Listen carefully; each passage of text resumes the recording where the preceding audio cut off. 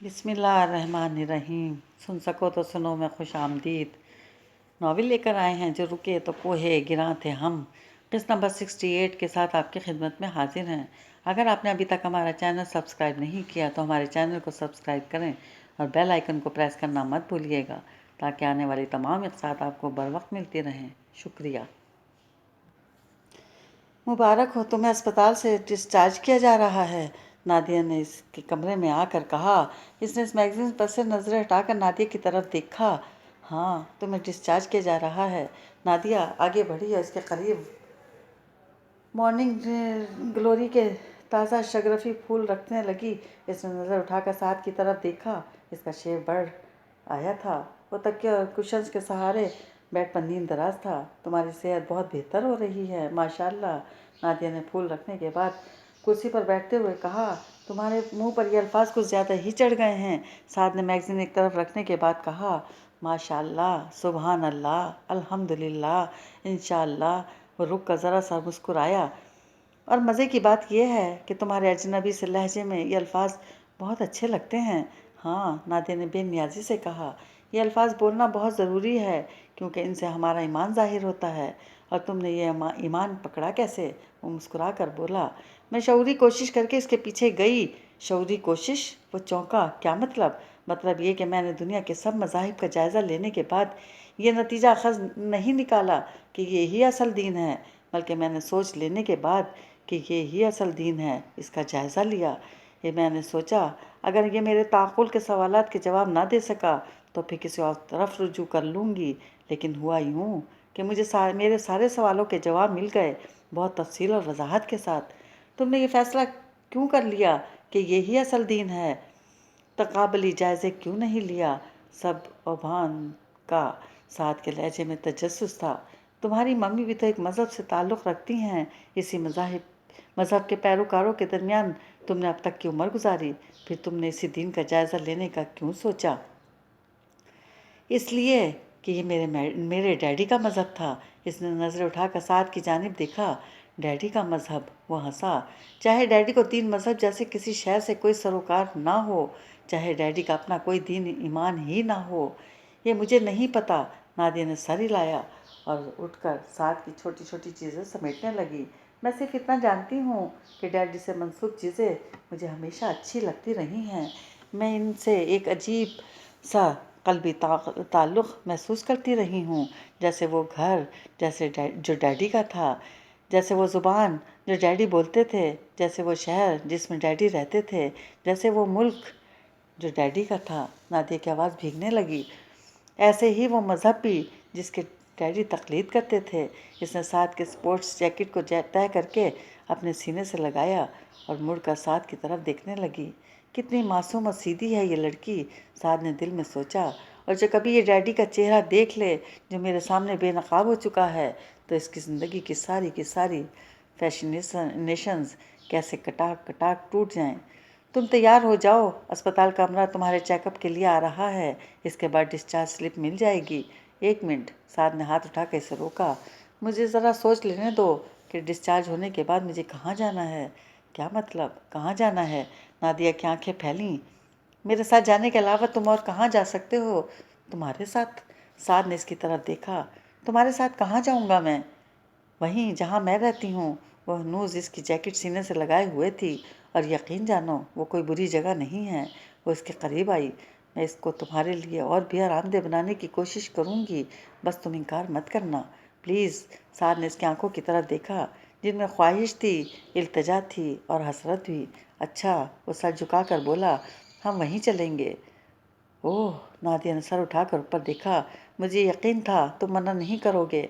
साहब ने डबडबाई हुई नज़रों से नादिया को खुश होते देखा और अपने दाएं हाथ के अंगूठे और शहादत की उंगली की पोरें अपनी आंखों पर रख लीं। वो बातें वो मौलवी सराज सरफराज की समझ में कम ही आती थी। अगर कोई इनके सामने ऐसी गुफ्तगू करता भी था तो मोटे मोटे लफ्ज़ जहन नशीन करके बाद में राबिया बीवी से इनके मानी पूछ लेते थे और गुफ्तगू करने वाले के सामने सर हिलाने पर ही इक्तफ़ा करते थे। लेकिन इस रोज़ मौलवी साहब की जान खूब चूहेदान में फंसी थी। ان کا اکلوتا داماد افتخار احمد عرف کھاری اس سے پہلے کبھی بالشافہ ان سے گفتگو کرنے میں نہیں بیٹھا تھا۔ ان دونوں کے درمیان جیسے چوری کا رشتہ تھا، دونوں ایک دوسرے سے مختلف گفتگو پر ہی اکتفا کرتے تھے، لیکن اس روز کھاری ان سے ان کی اپنی تاریخ کی باتیں چھیڑ کر بیٹھ گیا تھا، ایسی تاریخ جسے مولوی صاحب نے بسد وقت پھیلایا تھا۔ بہن جی تے کچھ نہیں بتاتی مولوی صاحب، آپ کو بھی پتہ ہی ہوئے گا۔ وہ بہت ہی سلے بخے ادھیڑتا ہوا کہہ رہا تھا، یہ کیا کہانی سنا رہا ہے؟ مولوی صاحب نے گھومتے دماغ کے ساتھ سوچا، یہ سچ جو اسے پتہ ہے یہیں کبھی کہیں بیٹھ کر اسے سنایا گیا ہوگا، مگر کب؟ اور مجھے خبر بھی نہیں ہوئی۔ انہوں نے سر اٹھا کر کھاری کی طرف دیکھا۔ اس شخص کا بیٹا ادھر اس گاؤں میں پہنچ گیا۔ رابعہ بیگم نے اسے دیکھ بھی لیا، پہچان بھی لیا اور اس کی کھوج میں اسے لگا بھی دیا، اور مجھ سے ذکر تک نہیں کیا۔ وہ شخص جس نے آج تک ہمیں چوہے بلی کے کھیل میں الجھا رکھا ہے، ذرا آہٹ ہوتی ہے اور لگتا ہے کہ بلی آئی اسے جھپٹا مارا کہ مارا۔ انہیں ماضی کے جھروکوں سے جھانکتا ایک چہرہ نظر آنے لگا۔ واہ رابعہ بی بی، عمر بھر تم نے مجھے جس اذیت کے ساتھ برداشت کیا اور خود کو ہمیشہ مجھ سے برتر خیال کیا، تمہارے دماغ کا وہ غرور آج بھی نہیں گیا۔ جبھی تو مجھے اس قابل بھی نہیں سمجھا کہ کسی معاملے کی خبر مجھ کو بھی کر دیتی۔ انہیں افسوس ہوا۔ مولوی جی، کھاری مضطرب نظر سے انہیں دیکھ رہا تھا، تانوں خبر ہوئے گی کہ سعد بہو صاحب کا کوئی اور بھرائی ہے کہ نہیں؟ سعد بہو، مولوی صاحب نے دل میں دہرایا، اور ان کی نظروں کے سامنے من موہنی صورت والا ایک چھوٹا سا بچہ گھومتا جو روتا تھا، وہ اسے اپنے کندھے پر بٹھائے ادھر سے ادھر اس خیال سے چکر لگاتے پھرتے تھے کہ اس طرح خوش ہو کر وہ رونا بند کر دے گا۔ سعد بہو کا قصہ کب دوبارہ کھل گیا۔ مولوی صاحب کو اپنی لا علمی پر رونا آنے لگا۔ مولوی جی، آپ نے بھی تو اپنی آنکھوں سے سعد بہو کی والدہ کو ذبح ہوتے دیکھا تھا نا؟ کھاری پوچھ رہا تھا۔ پھر سعد بہو کا کوئی اور بھائی تو پیدا نہیں ہو سکتا تھا نا؟ مولوی صاحب اور تجلق سوال۔ وہ اپنی سرما لگی آنکھوں سے کھاری کو دیکھتے ہی چلے جا رہے تھے۔ مولوی صاحب، میں ہر طرف سے ہار کر آپ کے پاس آیا ہوں، مجھے آپ ہی کچھ بتا دیں۔ کھاری تھا کہ فریاد کیے چلا جا رہا تھا۔ تمہاری بہن جی جن سوالوں کا جواب نہیں دے پائیں، برخوردار، مولوی صاحب نے سر پر لپٹا چارخانہ ساقہ کھول کر دوبارہ اسے سر پر باندھتے ہوئے کہا، ان کے جواب میرے پاس ہو سکتے ہیں۔ نہ کرو ایسا مولوی صاحب، کھاری تڑپ کر بولا، تانوں سب پتہ ہے، اللہ جل شانہ گواہ ہے، برخوردار، اس پوری داستان میں تو ایک پٹے ہوئے مورے کی طرح کبھی ادھر کبھی ادھر لڑکتا رہا۔ مولوی صاحب نے سچائی کے ساتھ کہا، سمجھ لڑکایا جاتا رہا۔ مرحوم آپا جی کے مجھے غریب پر بڑے احسان ہیں۔ وہ ان دنوں میرے لیے 2 وقت کی روٹی کا بندوبست کرتی رہیں، جب میں مسکین یتیم مولوانوں کے گھر کی ڈیوڑی میں پڑا ان کے گھر کے اوپر کے کاموں کے لیے بھاگتا پھرتا تھا، اور ان کے گھر میں میرے لیے صبح شام 2 وقت کی روٹی بھی نہیں پک سکتی تھی۔ کام کے افزانے میں صرف 4 لفظ قرآن پاک کے تفسیر کے سمجھا دیے جاتے اور حفظ قرآن میں معاونت دی جاتی تھی، بس۔ ایسے میں اللہ بخشے آپا جی کو انہوں نے خود پیغام بھجوایا کہ 2 وقت کی روٹی کنڈی بجا کر ان کے دروازے سے لے جایا کروں، بس اس احسان نے مجھے ان کا غلام بنایا، رابعہ بی بی کا شوہر بنایا، اور پھر سعدیہ بیٹی کا باپ بنا دیا، اور پھر اسی احسان کا انجام در بدری وہ چوروں کی طرح رات کے اندھیروں میں ایک شہر سے دوسرے شہر نقل مکانی مقدر بن گئی۔ میں نہ تب کچھ جانتا سمجھتا تھا جب وہ سب ہو رہا تھا، نہ ہی اب تک کچھ جان سکا ہوں، سمجھ سکا ہوں، اسی لیے تو ماضی کے وہ سارے باب میں نے بھلا دیے ہیں۔ اللہ جل شانہ نے بسوں کے دھکوں اور مشقتوں کے بعد یہ سکون کا ٹھکانہ نصیب فرما دیا ہے۔ عزت کی زندگی پہلی دفعہ جی رہا ہوں، زیادہ کٹ چکی ہے، تھوڑی رہ گئی ہے۔ اللہ جل شانہ سے درخواست ہے یہ بھی اچھی گزر جائے عزت کے ساتھ۔ اب کہ مولوی صاحب کو ہونخوں کی طرح منہ کھول کے دیکھنے کی باری کھاری کی تھی اور وہ دیکھے چلا جا رہا تھا، میری تم کو بھی یہی نصیحت ہے برخوردار۔ مولوی صاحب کھاری کا ہونخ بن دیکھ کر ایک دم سمجھدار ہو گئے۔ زیادہ تکلیفوں میں مت پڑو، جو گزر چکا وہ گزر چکا، اور جو ہو رہا ہے اسے ہونے دو، کیونکہ ہونے کو کوئی نہیں ٹال سکتا۔ چودھری صاحب تم سے بہت پیار کرتے ہیں، تمہارے لیے اتنا ہی بہت ہے۔ چودھری صاحب کی محبت کے سبب تمہیں رابعہ بی بی کی بیٹی کا ساتھ مل گیا، تمہاری زندگی سنور گئی، بس اب ادھر ادھر کے سوال کیسے مزے سے گزارتے چلے جاؤ اپنی زندگی۔ سعدیہ صرف بہن جی کی بیٹی تو نہیں، آپ کی بیٹی بھی تو ہے۔ کھاری کا دماغ مولوی صاحب کی گفتگو کے ایک نقطے پر اٹک گیا۔ مولوی صاحب کے چہرے پر مبہم سی مسکراہٹ ابھری۔ میری بھی بیٹی ہے، لیکن وہ ہمیشہ سے ماں کی زیادہ قریب رہی ہے۔ اس کی تربیت، تعلیم، سلیقہ سب ماں کی محنت کا نتیجہ ہے۔ خیر، کھاری نے سر جھٹکا، تو اس کا مطلب ہے کہ آپ بھی مجھے کچھ نہیں بتائیں گے؟ میرے پاس کچھ بتانے کو ہو تو بتاؤں نا۔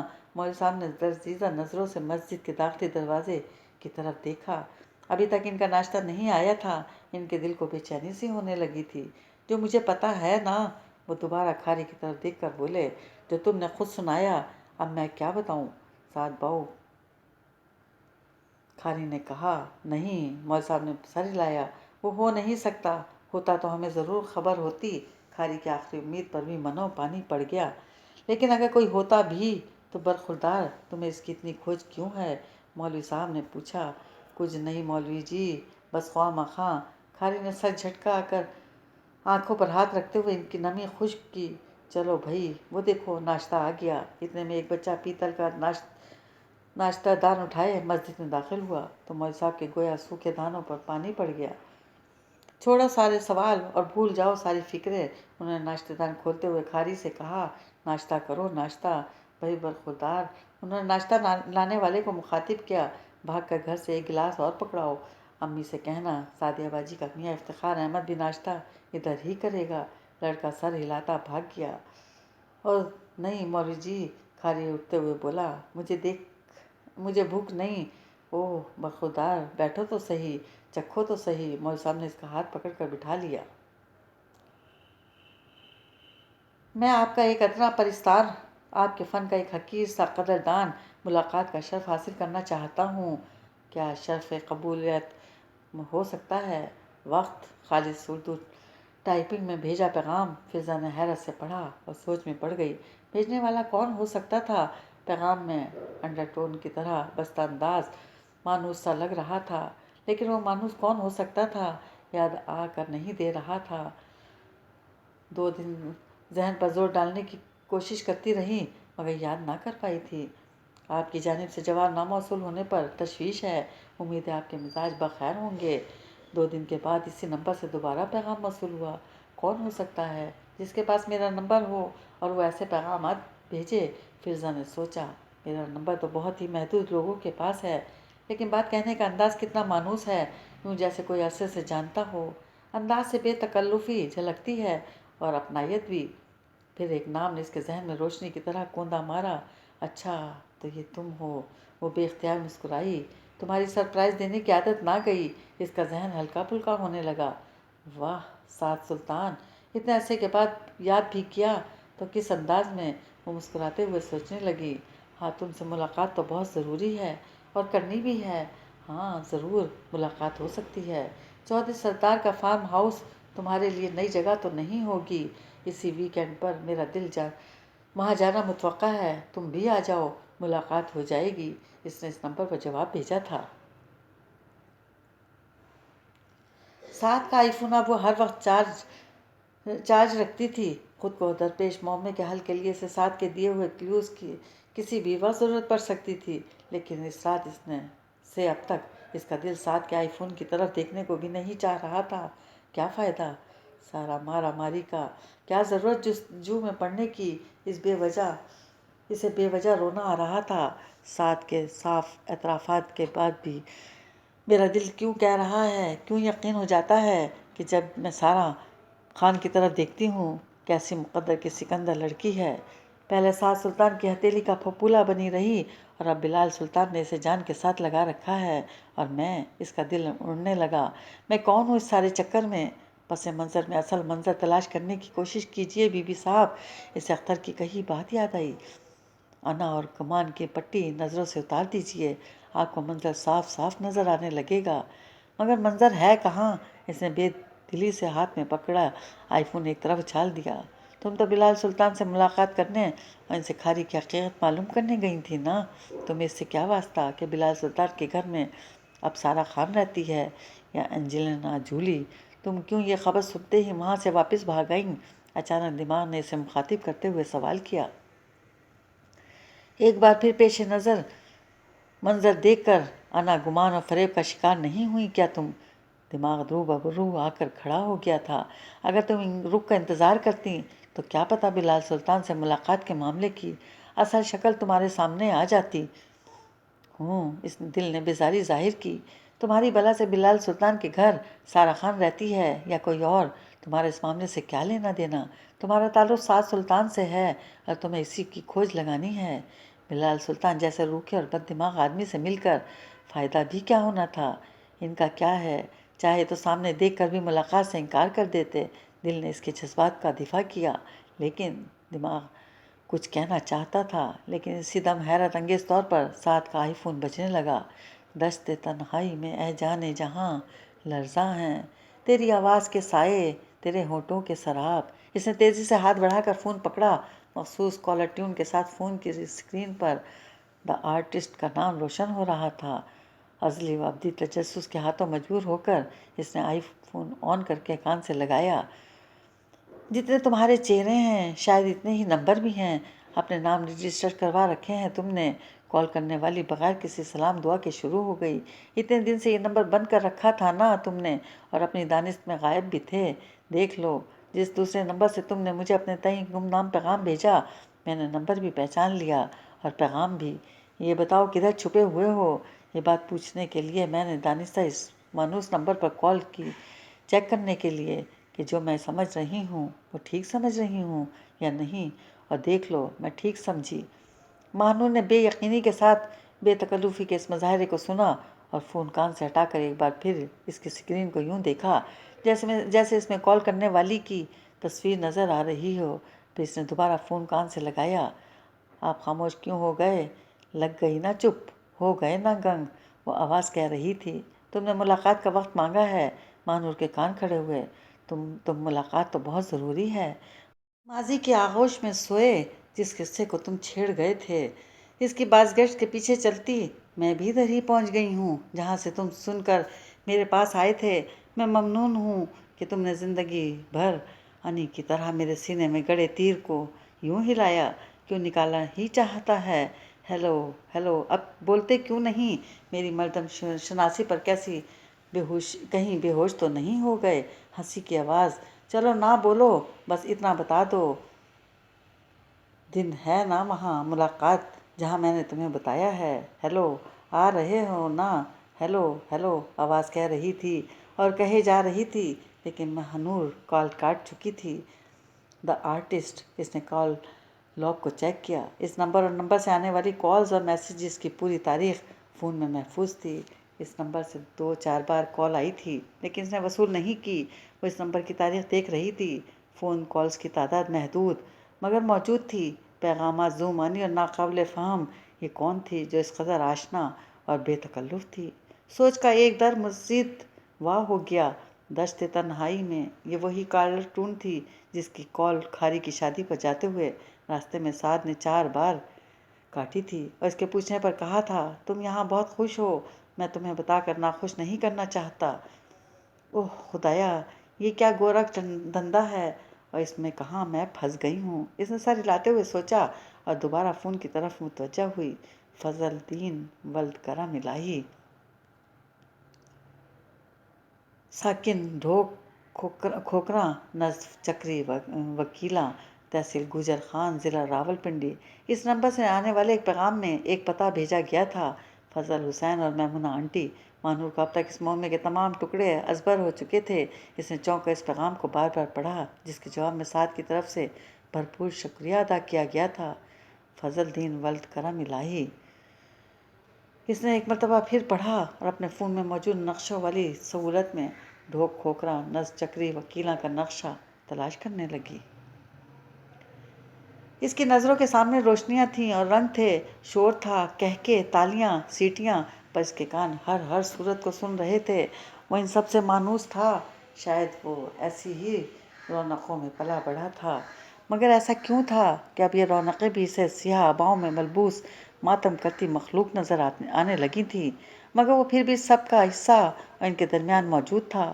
پنڈال سے باہر نکل کر اس نے اپنے سر پر رکھی پیلی ویگ اتار کر ہاتھ میں پکڑی اور خود چھولداریوں کے قریب گرے درختوں کے ایک موٹے تنے پر بیٹھ گیا۔ اس کے سامنے روشنیاں اور رنگ تھے۔ لوگ باغ زندگی کی مصروفیت، مسائل اور پریشانیوں سے منہ موڑ کر گھڑی دو گھڑی اس تفریح کی طرف بھاگے چلے آتے تھے، اور وہ سب یہاں آنے والوں کے لیے تفریح کا، خوشیوں کا، تالیوں اور سیٹیوں کا اہتمام کرتے تھے۔ خود اپنے مسائل اور پریشانیوں کا کیا علاج کرتے تھے، کون جانتا تھا؟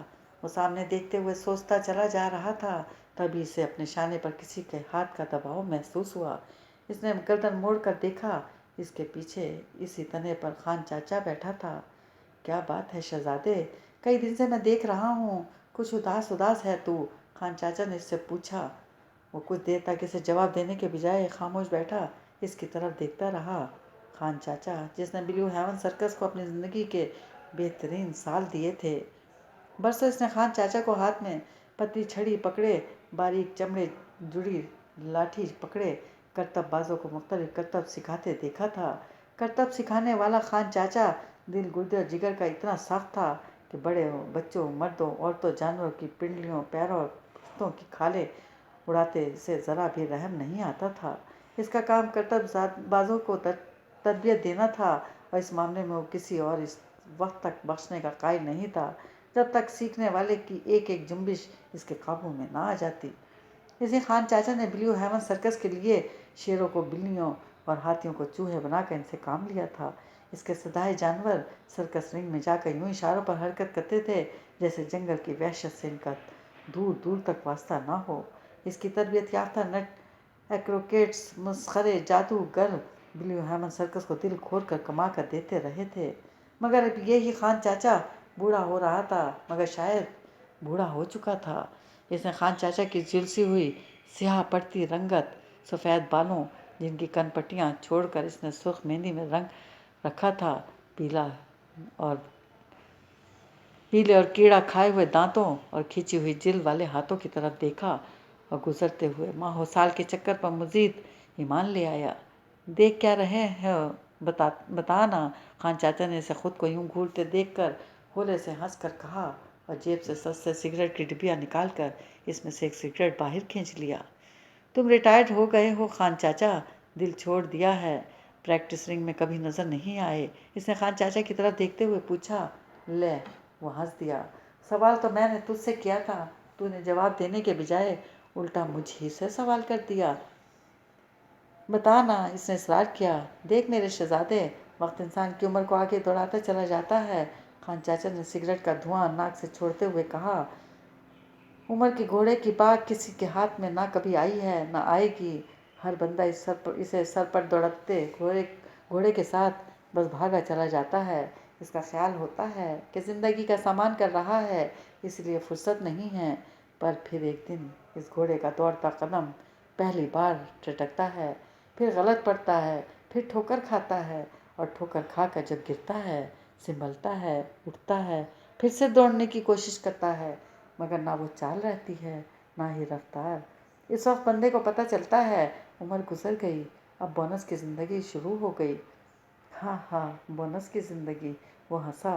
ہاں میرے جاپانی شہزادے، بونس کی زندگی، خان چاچا نے سر ہلایا۔ میں جمع خرچ حساب کتاب نہ ہی رہ جاتا ہے، باقی زندگی، انسان کی زندگی میں میری بھی عمر گزر چکی ہے، اب میں بونس والے سالوں میں داخل ہو چکا ہوں۔ حساب کتاب، جمع خرچ، اس کے اپنے کیڑا کھائے دانت نکالے اور سگریٹ کا کشن لگانے لگا۔ جمع خرچ حساب کتاب، وہ بڑبڑایا۔ خان چاچا، اس جمع خرچ حساب کتاب میں ابھی پریا کے کھاتے کی باری بھی آئی کہ نہیں؟ اس نے خان چاچا کی طرف دیکھا۔ پریا؟ میرا مطلب ہے پریا رانی۔ اس کا سوال سن کر خان چاچا کا سگریٹ کا کشن لینے کے لیے منہ کی طرف جاتا ہاتھ وہیں رک گیا۔ اس کا کھاتا جانے دے یار، اس نے ہاتھ جھٹک کر جلی سگریٹ دور پھینک دی۔ اس کا کھاتا کیسے جا سکتا ہے خان چاچا؟ تم نے اسے اپنے ہاتھوں پالا پوسا، اسے سرکس کی شہزادی بنایا، اور پھر اسے بھول گئے؟ کیسے مانوں تم اسے بھول گئے؟ یادداشت ختم ہو جائے تو ذہن سے نام مٹ جاتا ہے، شکل بھول جاتی ہے، پر میں کیا کروں، میری تو کمبخت یادداشت بھی قائم ہے، ختم ہونے کا نام ہی نہیں لیتی۔ خان چاچا نے سر دونوں ہاتھوں میں پکڑتے ہوئے کہا۔ پھر اس کا کھاتا کیسے جانے دو گے یہ بتاؤ؟ رات کو سونے کے لیے لیٹتا ہوں نا شہزادے، تو فلم چلتی ہے، आंखों के सामने। खान चाचा ने सामने देखा, वजीराबाद लगा था सर्कस, जिसके ख़त्म होने पर अपने खैमे उखाड़ते हुए हमारी नज़र इन चंद महीनों की बच्ची पर पड़ी थी, जिसकी माँ या शायद इसका बाप इसे नंगी ज़मीन पर रोते हुए छोड़कर चला गया था। ऐसा इसने इसने ये बात पहली बार सुनी थी। हाँ, ऐसा ही। खान चाचा के चेहरे पर तलखी फैली। शेरू ने बच्ची उठाई, थाने ले गया, मस्जिदों में ऐलान कराए, रिपोर्टें दर्ज कराईं। सर्कस 3 दिन वजीराबाद में रुका, पर बच्ची के दोनों होतों सोतों का कोई पता नहीं चला। इतने दिन हमने बच्ची को यूं संभाला जैसे वो हम में से हर किसी की ही बच्ची हो। वो थी भी इतनी ही प्यारी कि सभी को इस पर प्यार आता था। फिर क्या? ना कोई दावेदार आया, ना ही पुलिस किसी माँ को, किसी बाप को ढूंढ सकी। शेरू को इतने दिनों में नई सूझ चुकी थी। इसने पुलिस से मामला कर लिया। बच्ची सर्कस के काफिले के साथ अगले पड़ाव पर रवाना हो गई। बेचारी बेनाम निशान बच्ची। हाँ, बेनाम निशान बच्ची। खान चाचा ने सर हिलाया, लेकिन इसमें हम में से किसी का कोई कसूर न था कि वो बेनाम निशान थी। ये भी है, इस दुनिया में ये वाक़या कोई गैर मामूली नहीं कि कोई यूं बेनाम निशान बच्चा कहीं फेंक गया। आए रोज़ ऐसे वाक़यात हमेशा से ही रोनुमा होते रहे हैं, खान चाचा ने कहा। और फिर इसके बाद शेरू ने वो बच्ची आपके हवाले कर दी। इसने सवाल किया। इसने नहीं की, मैंने खुद ले ली। मैंने इससे कहा, बच्ची के हाथ पैर सख्त हो जाएंगे तो मेरे हवाले करोगे, इसे ट्रेनिंग दो, फिर काम मुश्किल हो जाएगा। बेहतर है अभी से मुझे पकड़ा दो बच्ची। गोया फैसला हो चुका था कि बच्ची ब्लू हेवन सर्कस का सरमाया बनने वाली थी। हाँ, खान चाचा अजीब सी हंसी हंसा। शेरू की खुशी का तो कोई ठिकाना ना था। अल्लाह ने इसे छप्पर फाड़ कर अता किया था। एक बच्ची जो आँख ही सर्कस के आगोश में खोलने वाली थी। इसे सर्कस की शहजादी बनने से कौन रोक सकता था? और फिर आपने इसकी हड्डियों और पैरों को उठाया ही इस साख पर कि वो लचक की आला मिसाल बन गए। हाँ, खान चाचा के चेहरे पर दुख का तासुर उभरा। इस बच्ची को एहसास होने दिए बगैर कि वो किस मकसद के लिए पाली पोसी जा रही है। मैंने इसे अपनी उंगलियों के इशारों पर हरकत करना सिखा दिया। और आपको एक बार भी ख्याल ना आया कि अपने माँ बाप के घर में होती तो कभी अपनी बच्ची को ऐसी हैसियत का शिकार ना बनने देते। इसके माँ बाप। खान चाचा के चेहरे पर तल्ख मुस्कुराहट फैली। वो जो इसके कभी थे ही नहीं, वो जो खुद ऐसे संग दिल थे कि बच्ची को ऐन सामान बरदार घोड़ा गाड़ी के पहिए के करीब यूं रख कर भाग लिए कि इधर कोई अनजाने में घोड़े की चाबुक मारता, उधर घोड़ा गाड़ी सरकती और बच्ची ऊपर से गुजर जाती। ऐसे माँ बाप के बारे में यूं सोचते हो? खान चाचा ने गर्दन मोड़ कर इसकी तरफ देखा। ओह, इसे झुरझुरी आ गई। मैंने तो फिर भी मकदूर भर कोशिश की इसे पढ़ाने लिखाने की। नैन्सी पीटर के पास इसे बिठाया आता था, जो इसे पढ़ाती थी, परियों की दुनिया की, जादू की दुनिया की कहानियाँ सुनाती थी। मेरी यही कोशिशों की वजह से ही तो वो सर्कस की बाकी लड़कियों से बहुत मुख्तलिफ, बहुत मुनफरिद थी। मगर आप ये ना भूलें कि करतबों में महारत हासिल करते हुए आपकी चाबुक और छड़ी ने कितनी बार इसकी खाल उधेड़ी थी। इसके लहजे में शिकवा था। हाँ, मुझे याद है, मगर ये तो दुनिया का हिस्सा है। हम इसे कितना भी मुनफरिद बना लेते, वरना तो फिर भी इसे सर्कस ही का हिस्सा था, और वो तो सर्कस की बच्ची थी। इसका मुकाबला कोई दूसरा कैसे कर सकता था? इसकी महारत हमारी इज्जत थी। वो तो हमारी प्रिया रानी थी। हाँ, जब ही वो बार से गिरी तो आप सब इसके मंजर से निकलकर कहीं और चले गए, यूँ जैसे कभी इसकी ज़िंदगी का हिस्सा ही नहीं थे। शेरू तो खैर से है ही पैसा बनाने वाला बंदा। इसके रिश्ते नाते, दोस्ती ताल्लुक सब पैसे से जुड़े हैं। लेकिन आप खान चाचा, आप तो इसके खान बाबा थे। आपने तो ज़रा सी बच्ची को अपने हाथों पाल पोस का बड़ा किया था। आपने कैसे इसे गिरने के बाद सिसक सिसक कर मरने के लिए छोड़ दिया? हाँ, मैंने इसे मरने के लिए छोड़ दिया। खान चाचा का लहजा बेतासुर हो गया। मैं यही चाहता था कि वो मर जाए, लेकिन क्यों? वो जिस तरह ज़ख्मी हुई थी, बच भी जाती तो चारपाई पर पड़ी बेबसी की तस्वीर बने रहने के सिवा इसकी कोई ज़िंदगी नहीं थी। मेरे वसाइल कितने महदूद हैं, तुम जानते हो। शेरू और उसके बंदे ज़ख्मियों में जरासीम पैदा करती। इस लड़की को ज़्यादा दिन बर्दाश्त करते, ना ही इसकी दवा दारू और खुराक का इंतज़ाम करते। वो सिसकती थी ना, चंद दिन बाद इसकी एड़ियाँ रगड़नी थीं। اور اس کی وہ اذیت میری برداشت سے باہر ہو جاتی، اس لیے میں چاہتا تھا وہ مر جائے، جتنی جلد ہو سکے مر جائے۔ خان چاچا، رشتوں کی، تعلق کی، محبت کی کوئی ویلیو ہی نہیں۔ الفاظ بہت مشکل سے آپ کے منہ سے نکلے۔ محبت تو تم بھی اس سے کرتے تھے نا، تم کیوں بھاگ لیے تھے اسے چھوڑ کر، کیوں نہیں اس کے ساتھ ساتھ رہے؟ خان چاچا کے لہجے میں تلخی ابھری۔ وہ رات یاد ہے آپ کو جب شیرو، آپ اور دوسرے چند خاص لوگ جن میں آنٹی پیٹر بھی شامل تھیں اکٹھے بیٹھے تھے؟ یاد ہے؟ خان چاچا کا لہجہ ایک بار پھر بے تاثر ہوا۔ اس رات میں کتنا بولا تھا، چیخا تھا، چلایا تھا، میں نے سب کے سامنے ہاتھ جوڑے منتیں کی تھیں، عمر بھر بلیو ہیون کے لیے بلا معاوضہ کام کرنے کی بات کی تھی، اگر وہ سب پریا رانی کا علاج کروا دیتے۔ لیکن کیا وہاں کوئی ایک کان بھی ایسا موجود تھا جس نے میری سنی؟ کوئی ایک ایسی زبان تھی جس نے مجھے دھتکارا نہ ہو، احمق اور پاگل نہ کہا ہو؟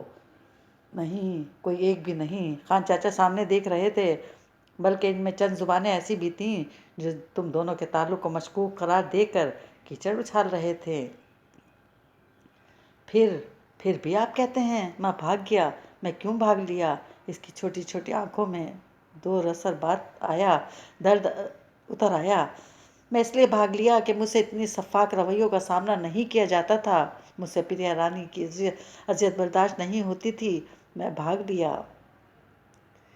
شاید سرکس سے باہر مجھے کوئی ایسا کام مل جائے کہ میں جس سے کم دنوں میں اتنا کما لوں، جس سے اس کی تکلیف میں کچھ کمی آ جائے۔ آپ کو کیا پتہ خان چاچا، اس کے علاج کے لیے پیسہ کمانے کی خاطر میں نے چاہا میں چور بن جاؤں، میں ڈاکو بن جاؤں کہ سب سے زیادہ تیزی سے پیسہ اسی کام میں ہاتھ لگتا ہے، لیکن میری بدقسمتی، میں چاہنے کے باوجود بھی نہیں بن سکا۔ اس نے مایوسی سے سر جھکا لیا۔ مجھ سے بنا ہی نہیں گیا، اور جب میں کچھ نہیں کر سکا تو میں خود کو تقدیر کے ادارے پر چھوڑ دیا، جدھر تقدیر لے گئی میں چلتا گیا۔ میں نے دل سے ساری یادیں، ساری شکلیں نکال پھینکیں، نہ میں کچھ یاد کروں کہ مجھے اذیت کا احساس ہو، حالانکہ اذیت تو میرے ہر طرف تھی، میرے اندر، میرے باہر، میرے دائیں بائیں، اوپر نیچے۔ پریا رانی ایڑیاں رگڑ رگڑ کر مر چکی ہوگی، کوشش کے باوجود یہ اذیت ہر دم میرے ساتھ تھی، یہ اذیت ہر دم میرے ساتھ ہے۔ خان چاچا نے نئی سگریٹ نکالتے ہوئے کہا، لیکن یہ سوچ لینا کہ پری مر چکی مجھے سکون دیتا ہے، مر جانا اس اذیت سے بہتر ہے، دوسری صورت میں اسے سہنی پڑتی۔ وہ مری نہیں خان چاچا، رکو نے سرگوشی کے انداز میں کہا، وہ زندہ ہے، اسی دنیا میں، بلکہ اسی ملک میں رہتی ہے۔ خان چاچا سکتے کے عالم میں اسے دیکھ رہے تھے، وہ دیر تک اسے یوں ہی دیکھتے رہے تھے، یہاں تک کہ اس کی انگلیوں میں دبی سگریٹ جلتے جلتے اپنے اختتام کو پہنچ گئی، اور اس کی حرارت نے اس کی انگلیوں کو مس کرنا شروع کر دیا۔